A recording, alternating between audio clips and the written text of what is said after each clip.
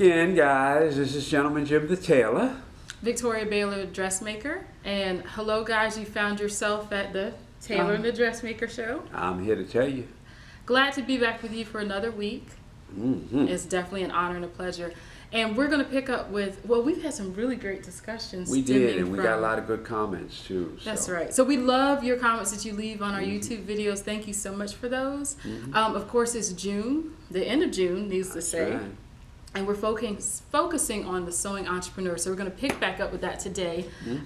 No sewing related anything just for today. We're almost done with this month, but I feel like, and we've gotten feedback from you guys, that the topics we've been touching on have been very helpful. Is that what you're kind of the impression you're getting? I'm telling you, we mentioned a lot about not succeeding in business, what we're doing wrong, the approach that we deal with clients, how to ask for things with the client, how to price things, all of that good stuff there. So very good stuff. So we're going to pick up today by talking on 3 great topics, and then next week we're going to just go ahead and announce it now. We're going to flip the tables a little bit. Next week is our question and answer. Right. I almost said course show. It's our question and answer show. So please go ahead and get those questions ready. You can actually leave them in the comments section below, and then we will address those questions next show. So that would be really cool. So anyway, we're going to get started, and we're going to kind of talk about 3 topics today. We're going to pick up where we slightly talked about failure on last week's show, and then we're going to talk about how to manage yourself as a business owner, and then how to join forces. No business can survive by itself, so we can talk about techniques on how to do that. So let's first start off by talking about failure. Failure. And wait, before you start, I'm going to put a caveat in there. Failure, we want to kind of change the way we think about it. So the word failure, people get very intimidated by. The definition is just not succeeding. Not succeeding. So let's take the stigma out of failure. And failure isn't always a negative thing. No. So what we're going to do is show you the positive side of failure. So we're going to talk more about that. Mr. Jim's going to start with some of his wisdom. Like I said, and see, as you said, not succeeding. And I told last week that I've never failed at anything. I just did not succeed at it. I love him and his play on words. But I think that's a very neat way of doing it, because so many people get stuck on failure. They do. I don't get stuck on the word. I like the word, actually. I like what it produces or what it shows. But you're absolutely right. For people that might not like that, I like your approach to it. Because that's essentially what it is. Not succeed. I wanted to be like Mike, but I couldn't. I didn't fail. I just didn't succeed. That's right. Like he did. Failure comes from a lot of areas, or not succeeding. It's the preparation that you do that makes you better. Understand how I said, the preparation that you do that makes you better. Professional athletes, actors, people that are in the forefront of the arena of life have to continuously practice. You don't shoot a basketball one time, it go in and you think you got it. You got to do it over and over again. Well, sewing is the same thing. That's right. And this is why I said, and I will always say it, that when you master the basics, straight stitching, zippers, and pockets, once you nail those, you will have it. Because your not succeeding comes from this, taking it out. That's right. Taking it out. And as a business person, do you have time for that? No. Like, how does that affect your business when you do not execute properly? You don't, because now you wasted the time. I always say that it takes the same amount of time to sew it incorrectly as correctly. Absolutely. That's what it does. Absolutely. And the way I like to look at it is a fork in the road. So there's 2 things you can discover from hitting those bumps in the road when it deals with failure. You can discover either I'm not putting up the best effort, I need to take it to another level, or you can discover B, maybe I'm not in the right arena. Right. Oftentimes people jump the gun on either one. They spend too much time in one area versus the other. This is where recognizing your strengths is very pinnacle. So there's a difference between, okay, I do this subpar. Maybe if I put in those extra hours, or just like Mr. Jim said, I treat this dogmatically like it's a sport, and I'm in drills, I'm in practices. I don't know how to put the zipper in. I'm in drills. I did 50 zippers today. I guarantee you do 50 zippers in one day, you're going to be trust good. me, you really will. So it's either you do that and you elevate to the next level, or you're stomped on this thing and you just don't have that kind of skill set. You don't have a strength in this area, and you might need to put that down and go to something else. Again, sometimes you have to put your toe in the water in either case to see where it is. Yeah. But I think failure usually results when people spend too much time in the wrong category, either of those. They're fighting for something they can't save, or they're not fighting enough for something they can possibly excel at. Sure. So that's where it's really important to kind of know your strengths. So we'll talk about that in Managing Oneself. But one really great book I mentioned last week, in addition to Art Wisdom that we're sharing with you, John Maxwell, who's one of the leading success leadership kind of experts, he wrote a really good book, which I have yet to read. I have like 1,000 books at home, so this is in the queue. But it's called Failing Forward. So what we don't want you to do is to take failure personally. Right. Go ahead. It sounds like you got something to say about that. Personally. Don't take it personally. Don't take it. Well, let me put it this way. Your eyes don't fail you. Your eyes tell you if something is good or not good. You might need to adjust your eyes, though, for the people that can't see. You better. But we'll talk about that later. Failing forward, okay. There's a lesson in everything. When your eyes tell you that that's not good, now you need to do exactly what I said, go back to basics and get it good. Listen, I can't say it enough, I can't stress it enough. The main reason why it takes so many people so long to physically make something is because it's crooked. Stitch is crooked, skip stitch, whatever the case is. So what do you have to do? You have to take it out and redo it. And I told you, it takes, at times, depending on what it is, to sew it in the first time takes X amount of time. To take it out and redo it again takes roughly 9 times more the amount of time. So now what you thought you could accomplish in an hour, now it takes you roughly 3. So you get frustrated and so here's what you do. You put that piece down and you grab something else. Well, you didn't correct the problem. Yeah. The problem is still, if you sewed this one crooked, what makes you think you're not going to sew the next one crooked? So now you got 2 pieces like that. Perfect your skills. If you perfect your skills, now you don't fail forward. Now you don't fail backwards. That's right. Now you start to succeed. That's right. In the basics, which gets you to where you're going. I say it all the time, and sometimes people say, oh, you just say that because you've been doing it so long. No, my friends. I got good in the beginning, the very, very beginning, because I understood what those words I just told you meant. He said, get it right the first time. So what I had to do was I had to perfect the skills on whatever operation it was, getting it right. Then it became easier, because if you get this right, then this one will automatically become right, and so on, so on, so on, and so on there. In the beginning, I had to do the same thing. It wasn't right. Take it out, McFarlane. No, that's not right. Man, I'm tired of this guy keeps saying, taking it out, McFarlane. It's not right. So I just decided, before I go another step, everything that he's taught me, I want to make sure that I have it right.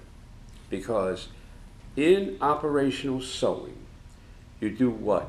You follow a seam allowance guideline, period.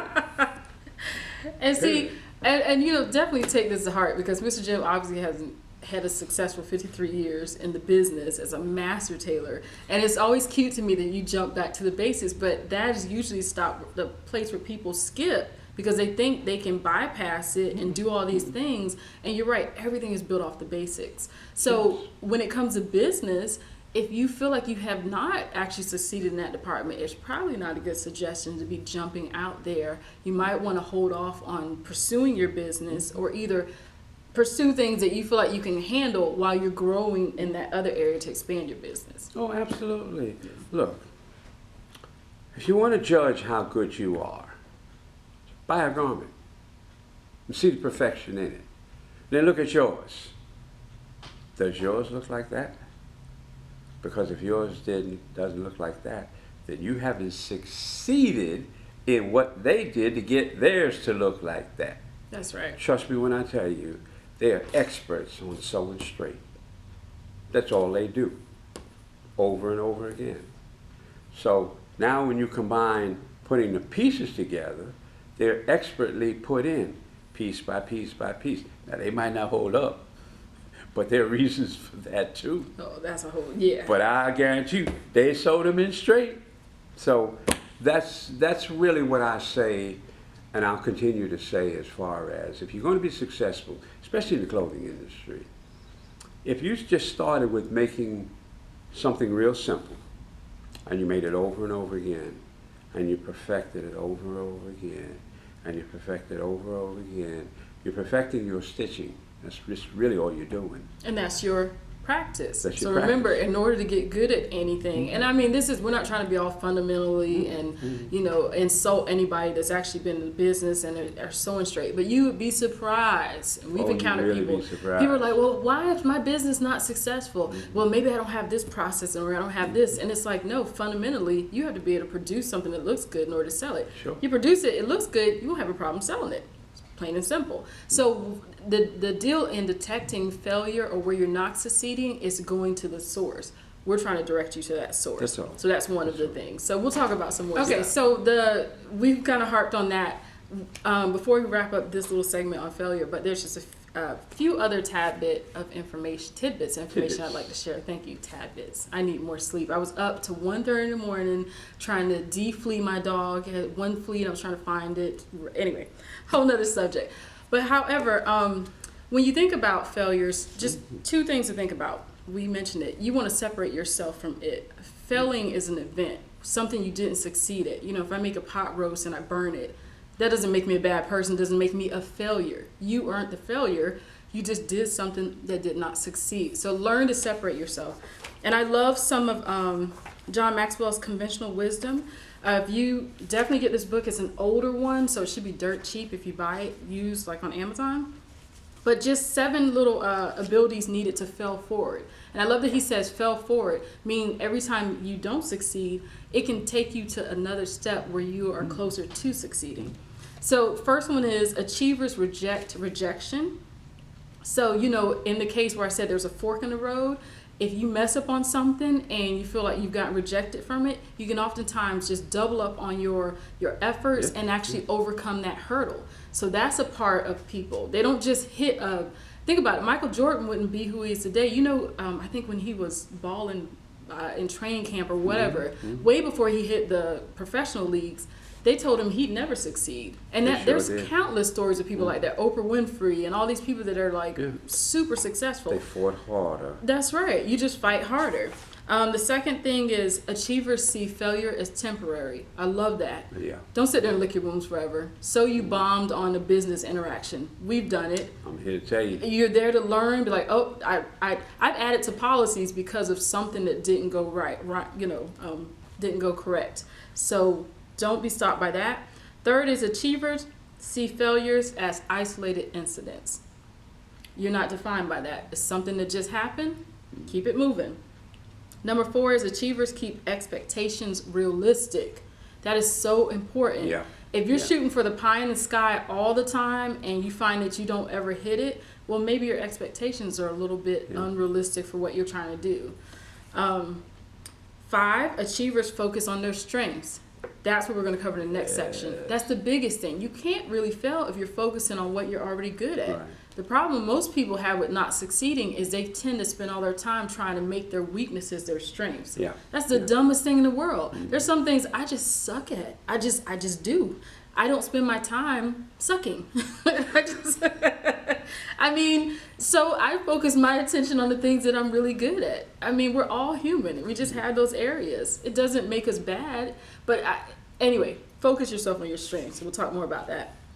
Achievers vary approaches to achievement. And I think for that, what he's saying, achievers are willing to vary their approaches to problems. One of the greatest thing about getting out of a situation of failure is how resourceful you are, how you're able to not just see something one way. You're like, well, hey, this was a problem this way. Mr. Jim said something 2 weeks ago, and let me try it his way. And then you find you find you succeed. So that's something to think about. And number 7 is achievers bounce back. And I think that's the greatest thing. Oh, yeah. If you're going to hit a bump in the road, you're going to fail. So what? It happens. Brush it off. I read a really great book recently, and the woman said something that resonates with me. She said, always ask yourself, in 5 years, is it going to matter? And there's things that I would just get so stuck on. And I'm like, no one's going to even remember that in 5 years. No. Why am I stressing about it now? What's the song? We fall down, but we get back up. That's right. We get up. It happens. I didn't really expound on this, but I decided that my sewing tour was going to be troubleshooting the challenges that people have in sewing. Well, that relates right to what we're talking about. Why are we not getting it? And the tour that I'm going to put together, sewing tour, is going to be about that. Mm-hmm. Not that you can't sew, but it's troubleshooting the things that continuously go wrong. Well, if they continuously go wrong, there's a reason for it. That's right. There's And sometimes people can't see it. And I think that's what we're going to get to in part 3 today. We're talking about the importance of aligning yourself with other people. Yeah. Oftentimes there's things that even happen in your business. You might not have the sight to see, but someone that's more experienced can pinpoint and solve your problems. And we were talking also earlier, that's why smart people that want to develop themselves connect themselves to the right type of people, the right type of resources. And it's not an issue so much of, how much this costs or how much this doesn't, or they just know an investment, how much time you save by learning from someone else. You shouldn't have to repeat our Well, I want to thank you. our issues. Because this gal here has taught me things that I didn't know. Well, ditto. I think She that's what makes a sure great did. relationship. She sure did. So, yes, you have to connect up. That's right. So real quick, there's some other really great books that we'll get into, but one I read recently that was, I'm in some masterminding groups, and I'll mention what those are for those that don't know. Masterminding groups are essentially groups you align with people that are of the same mindset, that are all about being progressive and successful, and they just encourage you, and you essentially develop affirmations on things you hope to achieve, and then they just validate those. Anyway, I just had one this morning. I have every Wednesday morning at 7:30. I meet with a bunch of ladies, and we talk about the things we hope to accomplish, and everybody affirms each other, and that's really great. And the reason I mention that is it's so important to manage oneself, and that kind of spears from just kind of getting that inspiration. But I read this book because of my online, I'm in 3 masterminding groups. My online business masterminding group leader recommended this, and it's a Harvard Business Review book. It's really small, only 50 pages, and it's by the prolific Peter F. Drucker, but it's called Managing Oneself. Mm-hmm. That is a hot topic. Yeah. Most people try to manage events, situations, everything but themselves. What kind of trouble do they get into when you don't manage yourself? Number one, you overburden yourself with everything. You say, I'm setting aside time for this, time for that, time for that. You put it in a window.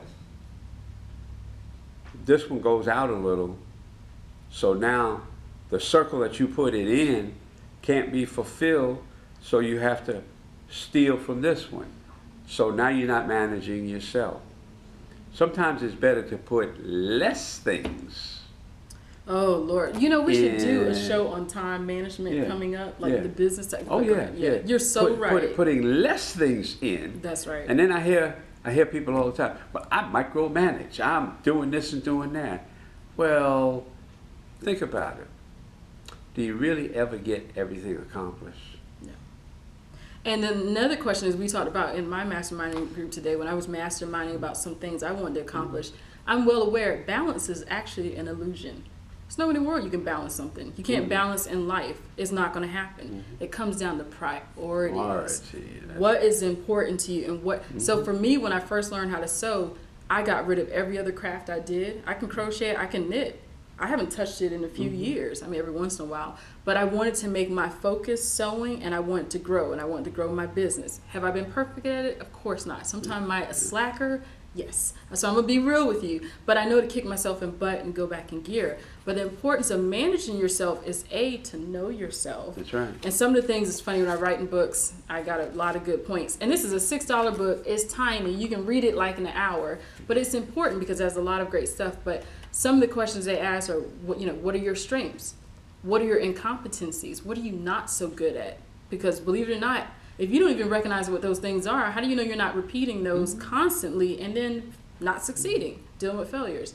What type of learner are you? Are you the reader kind of learner? Or are you a listener? Are you an advisor or are you a decision maker? Some people are better at making decisions. Some people are better at advising. Do you survive? Do you work better in a highly structured environment?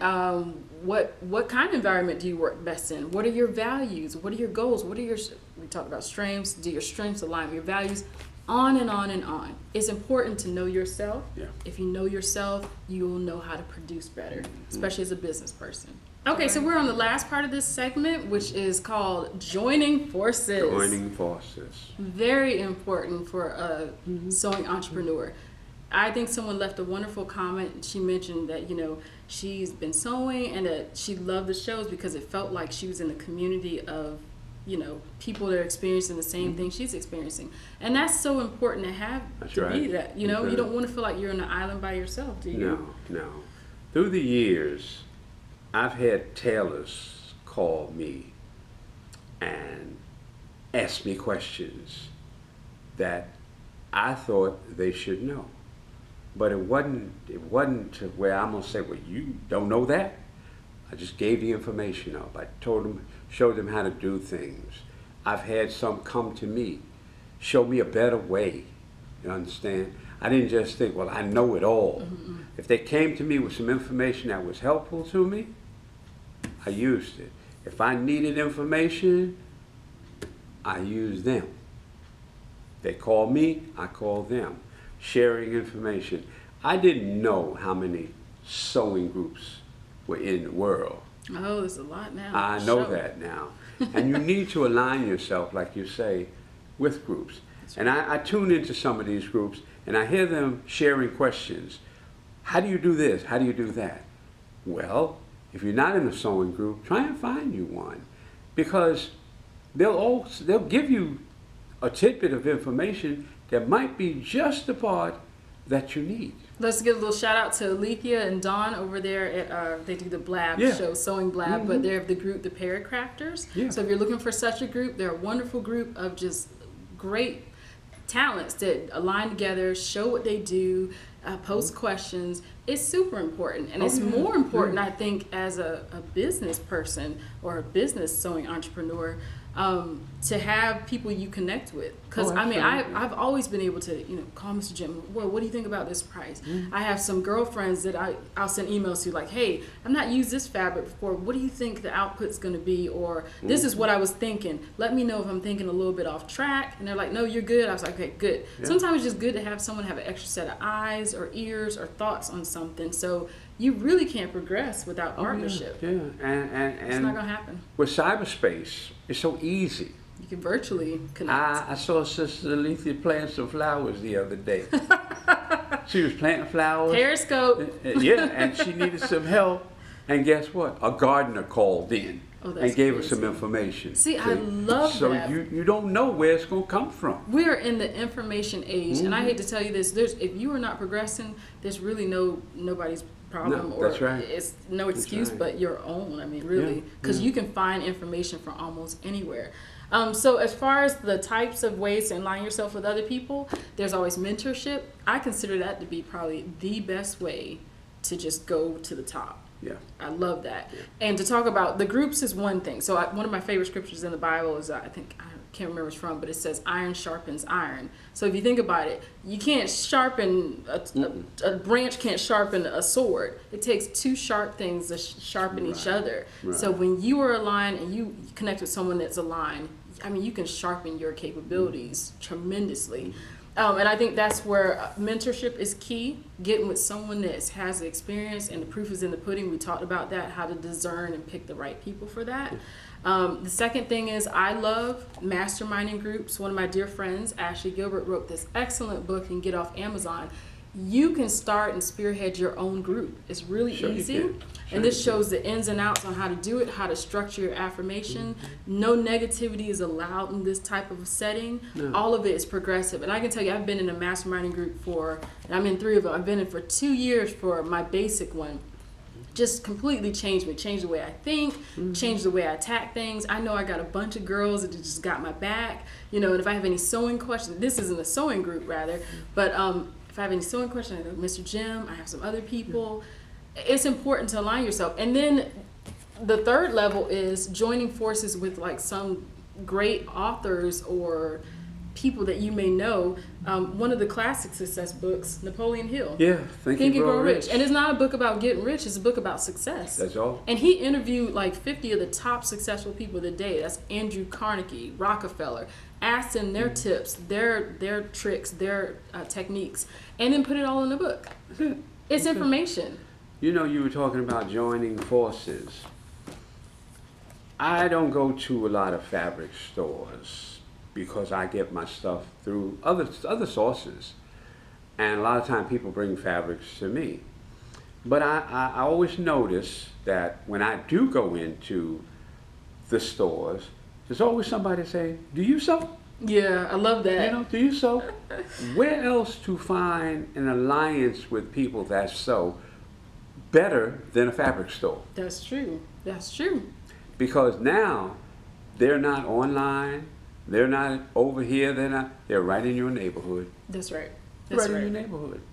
And you want to deal with the people that are like us. We don't consider it a threat or anything to share information we know. I mean, that's ridiculous. We love to actually share information we know. We get emails all the time, calls all the time. Now, we wish we could like accommodate, 24/7 around the clock and just have a helpline. But of course we have to, deal with clients and stuff like that. But anyway, it's important to grow that way. If you're not, please get connected. Start connecting individually by reading and getting information. Connect with other people. Connect with other groups. There's even I actually pay for one of my masterminding groups. I pay monthly. And some people are like, well, why would you do that? Well, I'm investing in myself. Absolutely. And I'm investing in the resources that they have. This woman's had years of expertise. She's a $1 million marketing expert. I mean, do I expect her to give it to me for free? No, she's giving me some stuff. But she is worth her weight in gold. And it's an investment. Oh, absolutely. Anything worth having, you invest in, and then you reap the results, and then you pay it forward. It's pretty simple. So anyway, anything else? No, that's about all I can think of at this point. If we think of some more, we'll be back with that thought. That's right, but don't fear failure. It can be a compass. Right. Remember, it can point you in 2 different roads. Either way, figure out what it is for you and what works, and then just go forward. Of course, don't forget to manage yourself. It's about you. Can't blame it on everybody else. Like you said, manage your time, your resources, your efforts. And then lastly, join forces, link up with people. You're much stronger that way. You're going to be an exceptional sewing entrepreneur. So with that being said, we're going to close out today. It's been a pleasure. It's been a pleasure. Don't forget, God's giving you gifts, goals, dreams, desires, all that wonderful stuff that is so unique to you. Please take those things, realize them, and use them to shake and affect the world. That's it. So once again, I'm Victoria Baylor signing out. Gentleman Jim, the Tailor. See you next week, and get those questions into us. Leave them in the comments below. Yeah. Love you guys. Bye.